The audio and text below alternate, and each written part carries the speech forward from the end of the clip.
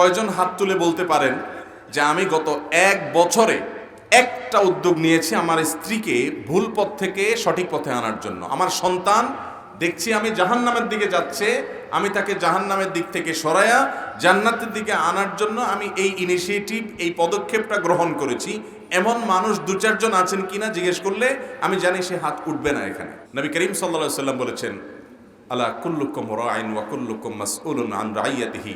তোমাদের প্রত্যেকটা মানুষ দায়িত্বশীল, প্রত্যেকটা মানুষ দায়িত্বশীল, এবং তোমাদের প্রত্যেককে দায়িত্ব সম্পর্কে জিজ্ঞাসাবাদ করা হবে। চেয়ারম্যান সাহেব দায়িত্বশীল, উনি ওনার চেয়ারম্যানিতে কি করেছেন না করেছেন আল্লাহর কাছে হিসাব দিবেন। শুধু এটাই মনে করেন না, আপনি আমি আমরা প্রত্যেকে দায়িত্বশীল, প্রত্যেকে। নবী করিম সাল্লাল্লাহু আলাইহি ওয়াসাল্লাম খুলে খুলে বলেছেন, একজন মা তিনি দায়িত্বশীল তার সন্তানদের ব্যাপারে, তিনি দায়িত্বশীল তার স্বামীর সম্পদের ব্যাপারে, তিনি দায়িত্বশীল তার ইজ্জত সম্ভ্রমের ব্যাপারে। একজন বাবা তিনিও দায়িত্বশীল। তিনি কিভাবে দায়িত্বশীল? তিনি তার ছেলে মেয়েদের দায়িত্বশীল। এদের দায়িত্ব তিনি সঠিকভাবে পালন করছেন কিনা। সন্তানদের প্রতি বাবা মার যত দায়িত্ব আছে, অনেকগুলো দায়িত্ব কর্তব্য আছে, সেগুলো নিয়ে ভিন্ন এক সময় আলোচনা করবো। আজকে শুধু আমি একটা পয়েন্টে কিছু কথা বলতে চাই।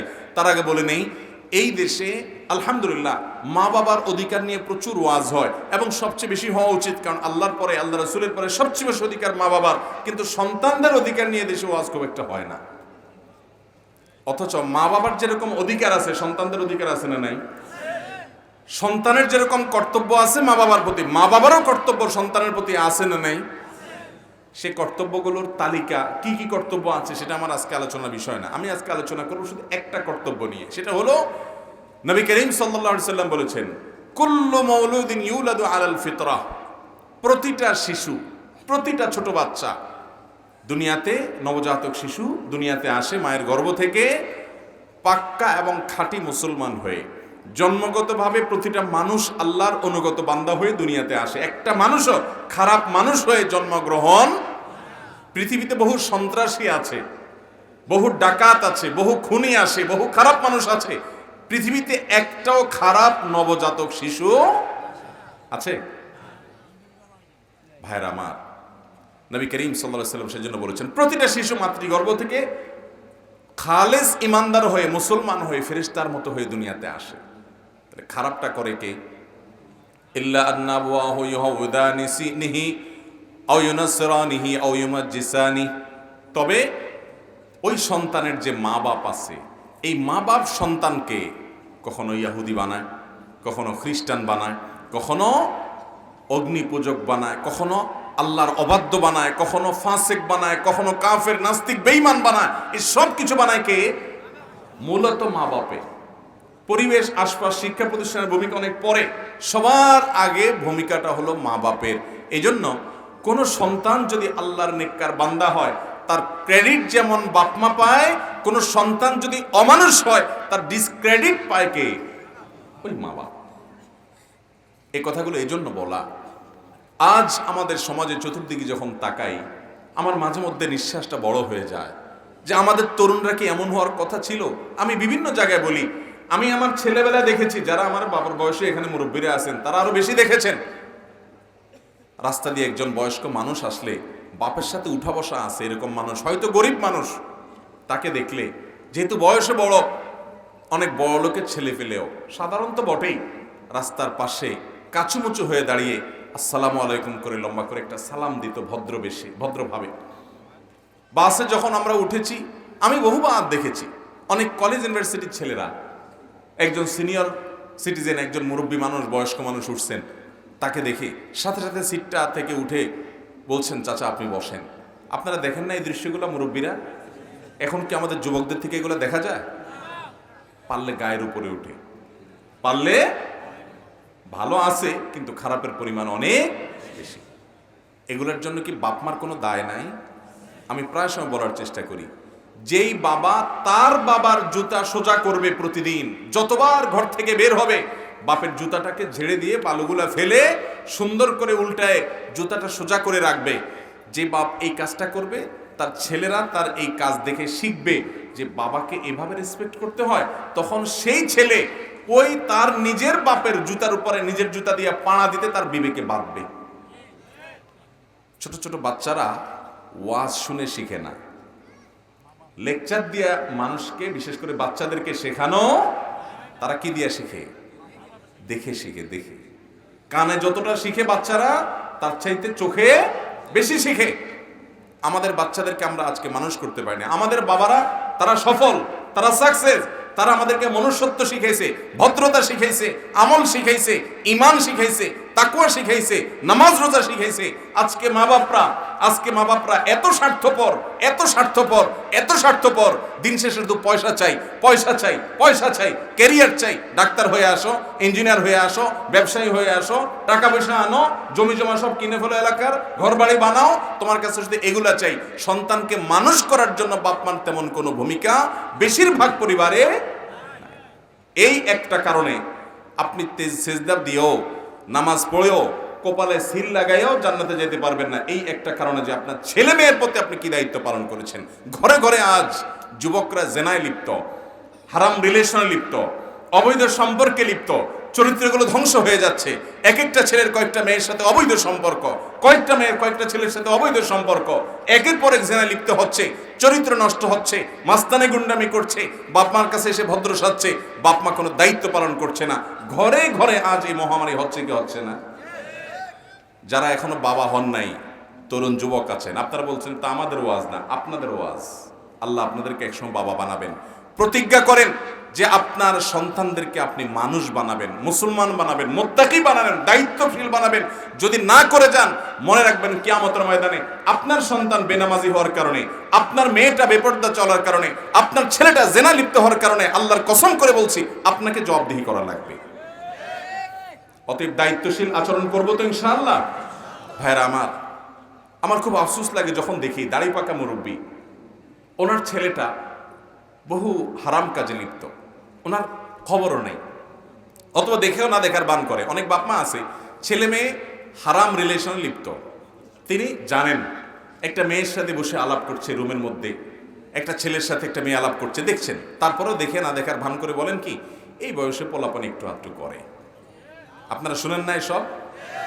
এই কথা বলা বাপ, এই কথা বলা মা এত বড় অজ্ঞানী মানুষের কথা বলেছেন, এত বড় মূর্খতাসুলভ কথা বলেছেন যে এটার কারণে, তার দৃষ্টিভঙ্গির কারণে তার কপালে একটা লেখা, তার উপর একটা দায়, একটা আপনার উপাধি এবং টাইটেল চলে আসে, সেটা হলো তাকে দায়ুস বলা হয়। আমরা আমাদের সমাজে অনেক সময় বলি মহিলাদেরকে দায়ুস, বেপর্দা মহিলাদেরকে, এটা ভুল। দায়ুস বেপর্দা মহিলারা না।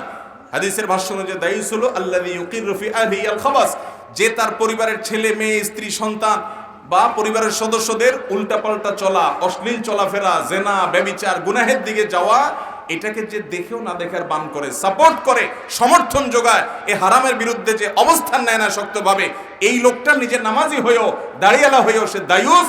আর দায়ুস লা ইয়াদখুলুল জান্নাহ, হাদিসে আসছে সে জান্নাতে প্রবেশ করতে পারবে। তাহলে সন্তান যদি অমানুষ হয়, নষ্ট হয়, আল্লাহর কাছে দায় আছে না নাই?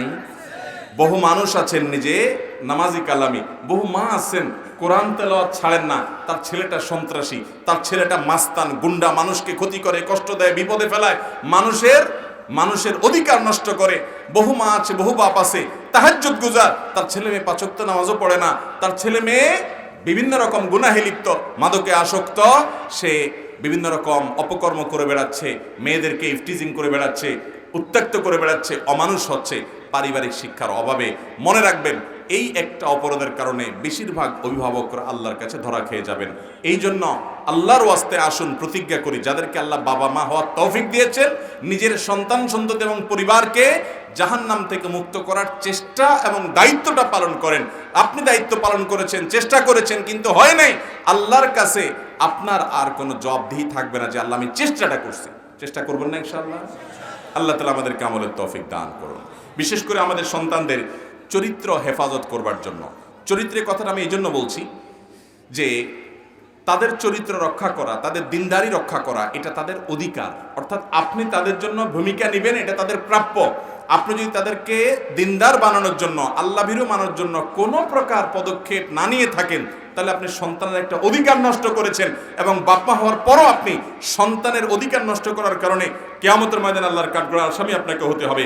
সেজন্য সন্তানের চরিত্রের কথাটা স্পেশালি বলছি এই জন্য যে এই যুগে নামাজি কালামি যুবক কিছু পাওয়া গেলেও চরিত্র পরিপূর্ণভাবে পুত পবিত্র এবং হেফাজত রাখতে পেরেছে, এরকম যুবক খুব বেশি পাওয়া যায় না।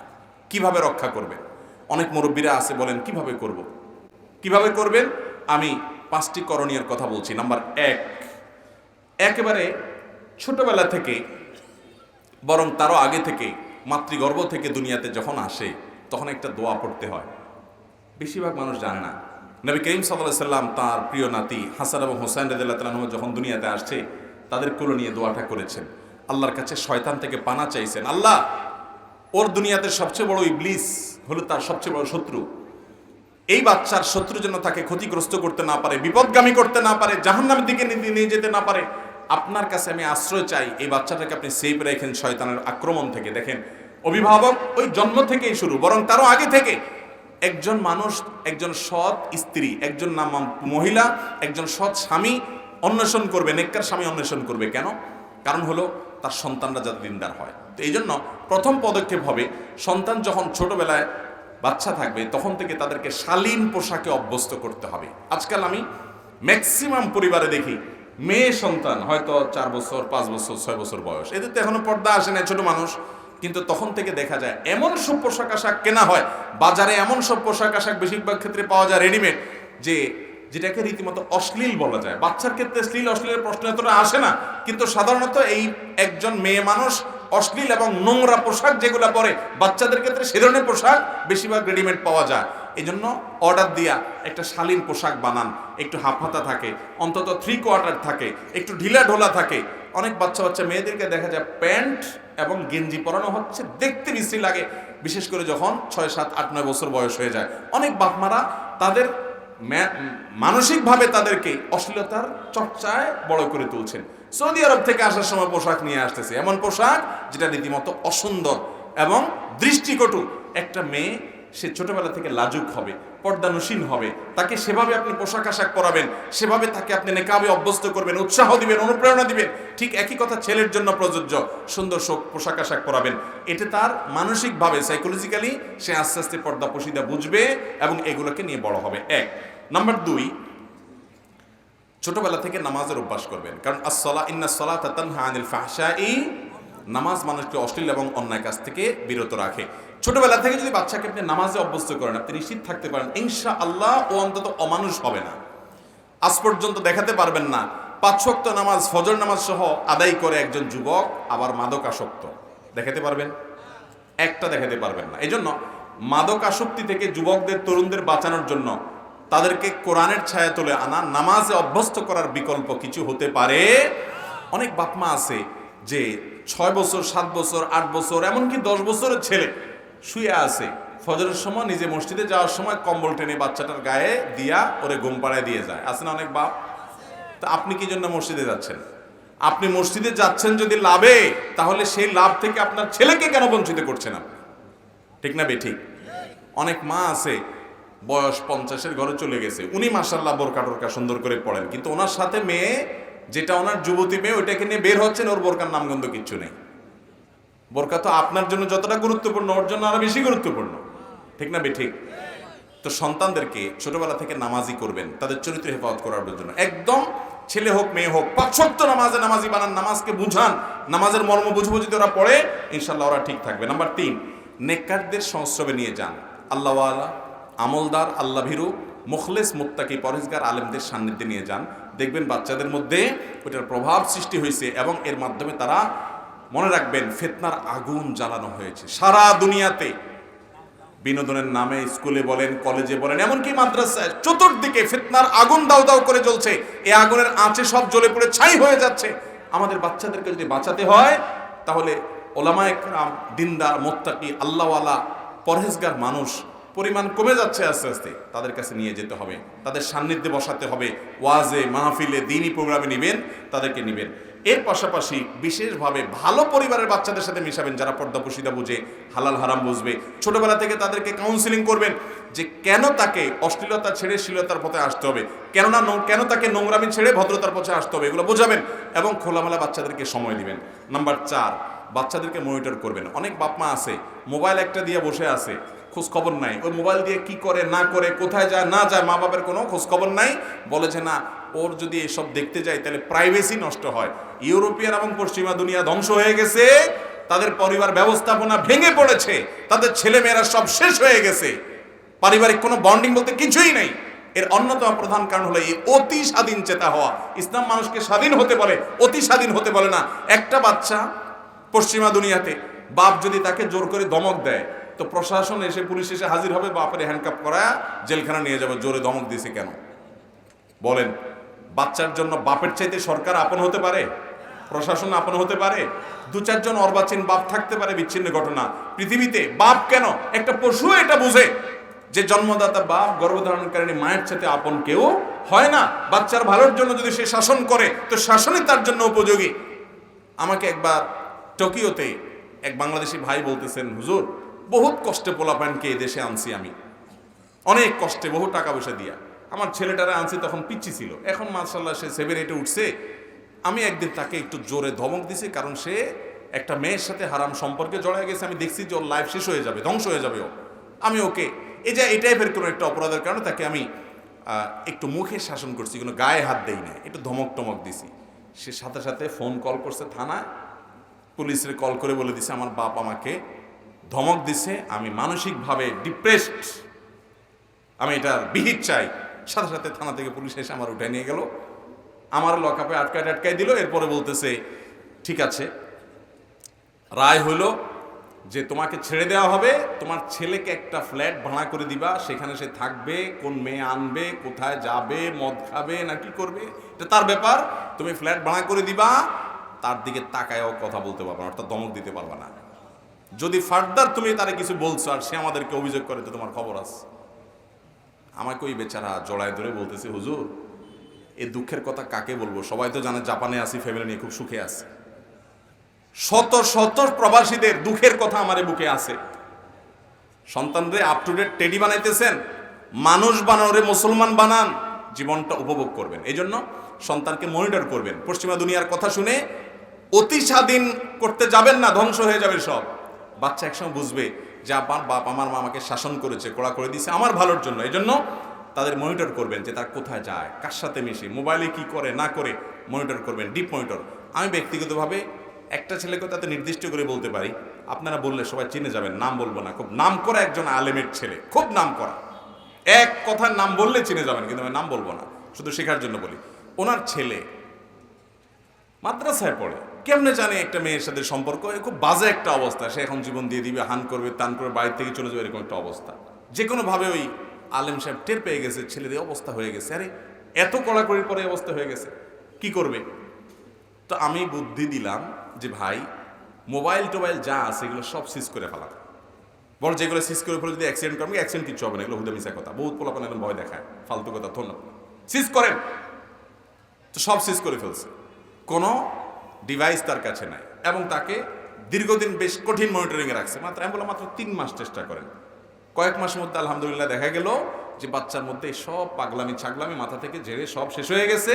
প্রথম অনেক জ্বালা পোড়াও করছে, উল্টাপাল্টা করছে, কষ্ট হয়েছে, একটা সময় সে এগুলো সব ভুলে, যখন সম্পর্ক সব ছিন্ন করে দেওয়া হয়েছে এবং সকল যোগাযোগ ব্যবস্থা বন্ধ করে দেওয়া হয়েছে, কিছুদিন মনিটরিং রাখছে, আলহামদুলিল্লাহ ঠিক হয়েছে। এটা সব বাচ্চার জন্য একই পলিসি আপনার অ্যাপ্লাই করবেন তা না, এক এক বাচ্চার জন্য এক একভাবে অ্যাপ্লাই করে আপনার বাচ্চাকে বাঁচাতে হবে। এটা কখন সম্ভব হবে? যদি আপনি টের পান যে ধ্বংস হচ্ছে।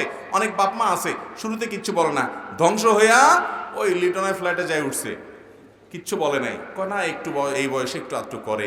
এরপরে যখন একটা অমানুষ মেয়ে বিয়ে করে পালায়া রাস্তা রাস্তা চলে, বা মেয়ে ছেলের হাত ধরে অজাগায় কুজাগায় যায়, এরপরে এসে আমাদের কাছে এসে বলে, হুজুর একটা তাবিজ টাবিজ দেন, যদি বাঁচান যায়, তাবিজ যদি টাইনে আনতে পারে।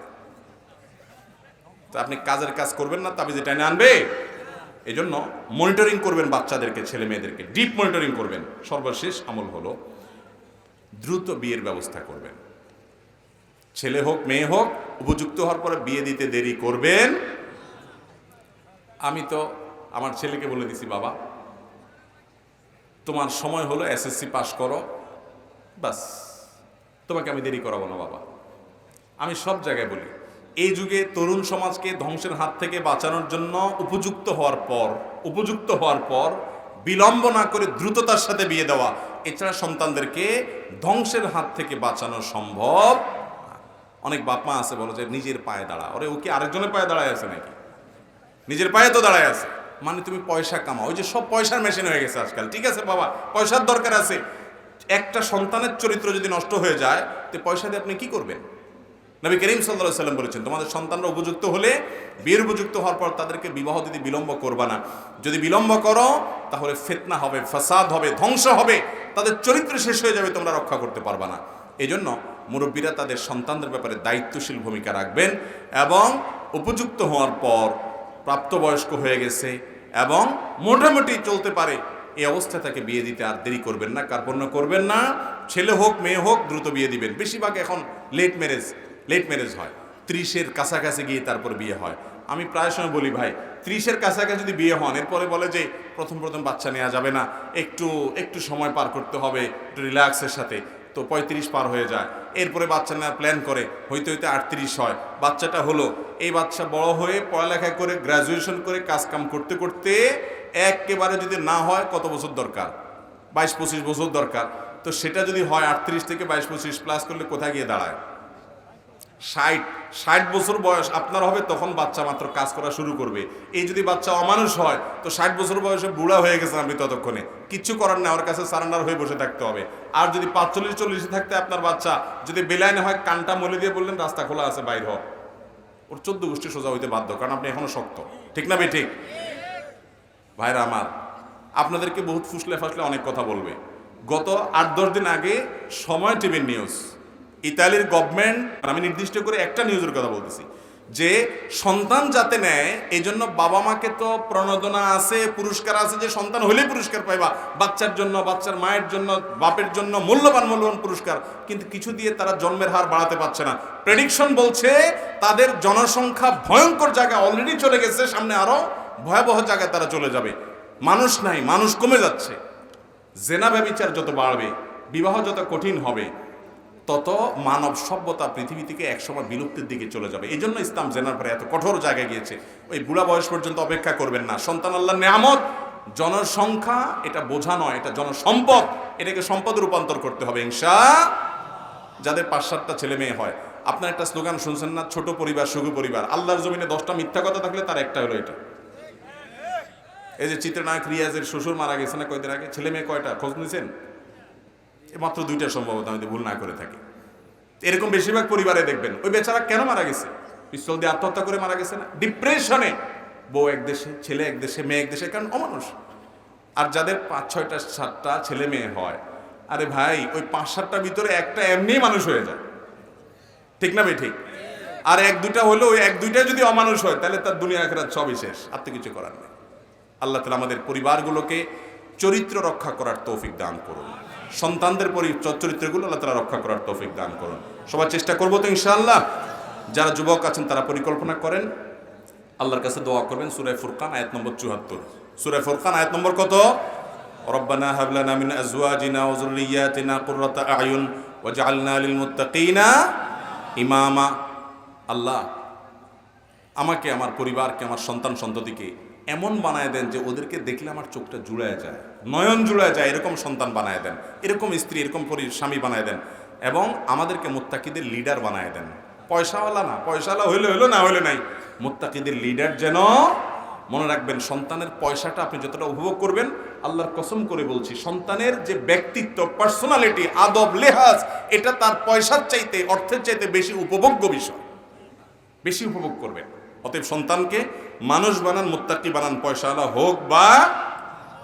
আজকাল সে অভিভাবক পাওয়া যায় না যে ডাইকা বলে, বাবা তুই ডাক্তার হ, ইঞ্জিনিয়ার হ, আলেম হ, মাওলানা হ, এসব পরে, আগে তোর প্রতি আমার নির্দেশ হলো তুই মানুষ হ বাবা, চোর ডাকাত হইস না, অমানুষ হইস না, অমানবিক হইস না। এরকম বাপমা এখন পাওয়া যায় না, আগের কালে পাওয়া যাইতো। আমরা মুরব্বীদের কাছে শুনছি, আমরাও একটু আধটু দেখছি যে অনেক বাপমা আছে বাচ্চাদেরকে মানুষ করতেন। এখন বাপমাও চায়, পয়সা চাই দিন শেষে। বাবা তুই কি করস আমার দেখা দরকার না, চুরি কর, ডাকাতি কর, দুর্নীতিবাজ কর, টুমচোর, গমচোর, যেটা মনে হচ্ছে সেটা কর, দিন শেষে আমি পয়সা চাই, এলাকা আমার ভাবসাব দরকার। ঠিক না ভাই? ঠিক। অনেক যুবকরা আছে নিজেরা সৎ হতে চায়, কিন্তু বাপমার জন্য পারে না, বইয়ের জন্য পারে না, সবাই টেনে ধরে, না তোমার পয়সাটা চাই আমি। ঠিক না ভাই? ঠিক। আল্লাহ আমাদেরকে মানুষ হওয়ার তৌফিক দান করুন, সৎ হওয়ার তৌফিক দান করুন। আশেপাশে সবার বিল্ডিং হাঁকানো দেখে, চকচকে গাড়ি দেখে, টাকার বান্ডেল দেখে, সব জমি জমা কিনে ফেলতেছে, বাজারে দোকান করে ফেলতেছে, মার্কেট করে ফেলতেছে, এগুলো দেখে বাবারা খবরদার প্রতারিত হবেন না। এগুলোর ভিতরে আল্লাহ তাআলা শান্তি রাখেন নাই। সন্তানটাকে সৎ এবং নেককার বানান, এরপর যদি পয়সা হয় হোক, না হলে নাই। আজকাল তো অনেক বাপ মা আছে, পরীক্ষা দিবে ছেলে, আর প্রশ্ন ফাঁস হয়েছে, ওই প্রশ্ন কেনার জন্য বাপে টাকা নিয়ে যায়, হাজির হয়। ঠিক না ঠিক? বাচ্চাকে, ছেলেকে, মেয়েকে প্রশ্ন কিনে এনে দেয়। এই বাপের কাছ থেকে কি আশা করবে এই ছেলে মেয়ে? এই বাপ তো নিজেই মনুষ্যত্ব শিখে নেয়, নীতি সততা শিখে নেই। ঠিক না ঠিক? অনেক স্কুল কলেজে টিচাররা আছে, বলে দেয় তোমরা একজন আরেকজনকে দেখাই লিখবা, সাহায্য করবা, স্কুলের সুনাম রক্ষা করবা। তো এই যে দুর্নীতি, 2 নম্বরে অসততা করার জন্য টিচার নিজেই শিক্ষা দিচ্ছে, এর কাছে কি শিখবে সন্তান? ঠিক না ঠিক? অতএব আমরা তরুণ ভাইদেরকে বলছি, আপনারা শপথ করেন, আমরা কখনো অবৈধ অন্যায়ের পথে যাব। এই দেশকে সোনার বাংলাদেশ হিসেবে গড়ে তুলতে হলে আমাদেরকে সোনার মানুষ হতে হবে। দুর্নীতিকে এই দেশ থেকে ঝেঁটিয়ে বিদায় করতে হবে। এই দেশের উন্নয়নের পথে একমাত্র সবচেয়ে বড় বাধা, অন্য আরো বাধা থাকতে পারে, কিন্তু সবচেয়ে বড় বাধা হলো দুর্নীতি। এই দুর্নীতি মানুষ সাধে করে না, বাপের চাপে করে, মায়ের চাপে করে, ছেলে মেয়ের চাপে করে, বউয়ের চাপে করে। অতএব মেরুদণ্ড সোজা করেন, গোটা পৃথিবী চাপ দিবে, আমার নীতি আদর্শ আমি বিক্রি করব। হক হালালি চলবেন, আমল কম করবেন, জান্নাতে যেতে পারবেন। আমলের পাহাড় নিয়ে যাবেন, 2 নম্বর উপার্জন, 2 নম্বর কাজ করবেন, জান্নাতে যেতে পারবেন না। কোরআন হাদিসের নলেজের সার নির্যাস আল্লাহ আমাকে যা দিয়েছেন সেটা আপনাদেরকে দিয়ে গেল।